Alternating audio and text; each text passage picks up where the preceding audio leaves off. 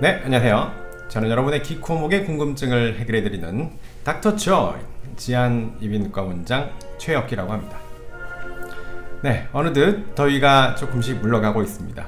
이제 아침 저녁으로 꽤 이렇게 서늘하고 쌀쌀하기까지 합니다.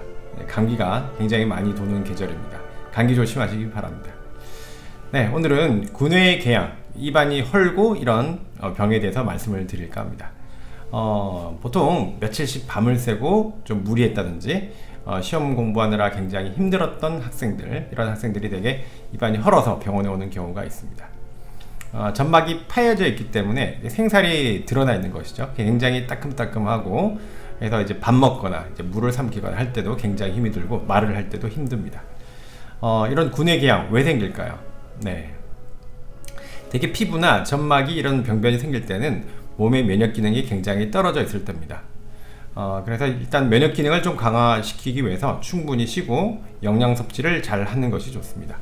특히 비타민 성분 중에 비타민 B6라고 하는 성분이 이런 구내염, 구순염 이런 것들이 잘 생깁니다. 네, 이런 비타민 B6는 곡류라든지 닭고기 가슴살이라든지 이런 육류에 많이 들어있고 생선에도 많이 들어있습니다. 그래서 이런 영양 섭취에도 좀 신경을 쓰셔야 되겠습니다. 가끔은 베체트 병이라고 해서요, 좀 특이한 병이 있습니다.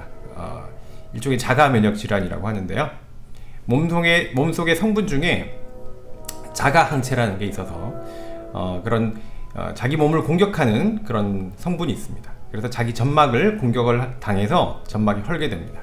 이런 경우는 콜킨이라는 약을 보통 장기간 복용하게 되고 잘 낫지 않아서요, 이게 좀 심해졌다가 덜했다가 이렇습니다. 그래서 약을 증상이 있을 때마다 약을 좀 복용하게 되고 그렇습니다.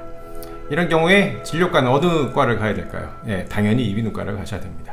점막이 헐어있는 부분을 약으로 살짝 찢어줍니다. 그래서 점막 소작술, 인후도 점막 소작술 이런 것을 받게 되면 아무른데 좀 도움이 됩니다. 그렇게 해서 이제 좀 참으셔도 됩니다.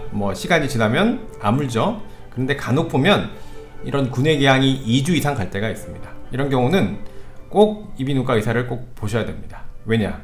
간혹은 그 궤양이 있으면 그 주변의 테두리 부위가 좀 단단해지면서 좀 살덩이 같은 게 생기는 경우가 있습니다.